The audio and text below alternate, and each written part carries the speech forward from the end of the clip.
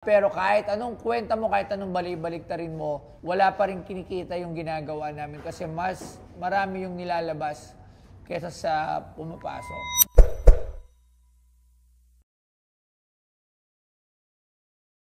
Sobrang dami!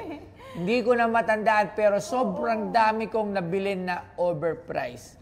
At to reveal pa, isa dyan yung mga trophies. True. Okay, so masakit man sabihin pero yung mga trophies, ang dami doon overpriced. Pero okay lang kasi nakapag-set ako ng price for them na may Kasi price. yun yung naging basihan nila. Di ba may binili kang ganun Girmano. kamahal? Tapos yun na naging basihan nila na ganito yung ano nila, yun yung presyo nila. Oh, pero ang dami kong panginayang. Isa sa una kong panginayang, hindi pa ako marunong, naglakas loob lang ako. Yung finding yaman, yung pumunta ako sa isang Ang dami kong pinagbibili, tapos ang mamahal ko pinagbibili, medyo eager pa ako nun, medyo. Oh, so yun, palpak. Wala tayong magawa, nangyari na. Pero lesson.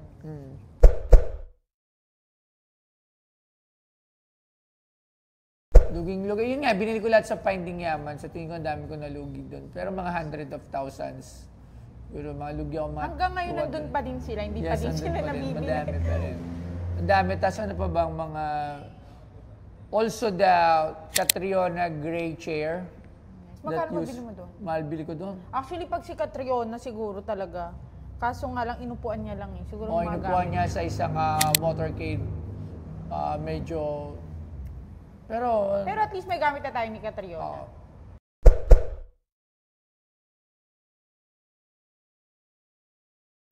Syempre, meron din tayong book, meron kami mga nalugi, pero meron kami mga jackpot na item na nakuha na nabibenta namin at yung iba, hindi na namin siya binablog. Kasi ayaw ng ibang buyers. So, pero kahit anong kwenta mo, kahit anong balik-baliktarin mo, wala pa rin kinikita yung ginagawa namin kasi mas marami yung nilalabas kesa sa pumapasok. Ginagawa ko na lang talaga ito is because gusto ko to. Talagang papamana ko na lang sa mga anak ko. In a long run, siguro, sa lalaki ko sinasabi, yung mga anak ko na lang, anak namin, anak ko, yung magpapatuloy na lang ng legacy nito.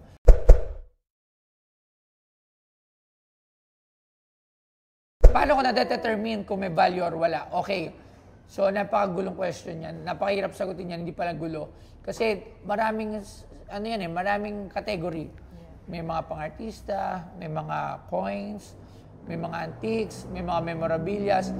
Doon sa mga sections na yon, sa mga category, iba-iba eh.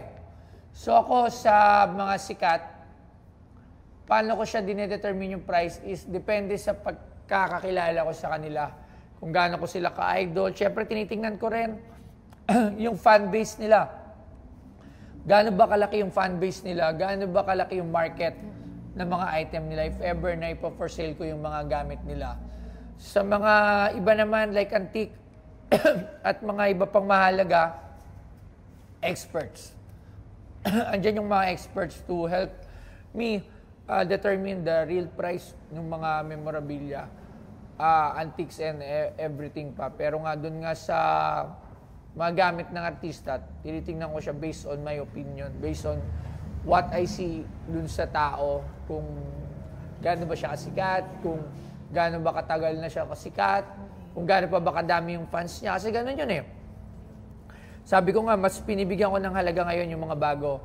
Yun nga yung sasabihin kasi, ko dapat. New generation. Yung mga sikat ngayon, sikat nung mga last 10 years, yung mga fan nila at follower, bata pa rin. Kumbaga, edad pa rin nila yan. So, soon, pagtagal niyan, pag nagkaedad yan, nagkapera, yun yung mga hanapin nila.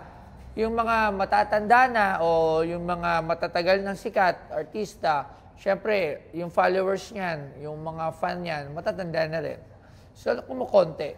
So, eventually, pagka nawala, or sample, si Miss Nora Honor, ang maganda kay Miss Nora Honor, national artist. Yes. So kahit maubos yung Noranians, still Nora Honor is Nora Honor. Pero yung iba kasi hindi gano'n eh. Hindi naman siya, kumbaga sikat lang siya ngayong generation na to, hindi siya kilala ng iba. So talagang tinitingnan ko talaga kung yung fan base niya. Tsaka yung kung paano ba talaga mareresulta sa income yung pagbili ko.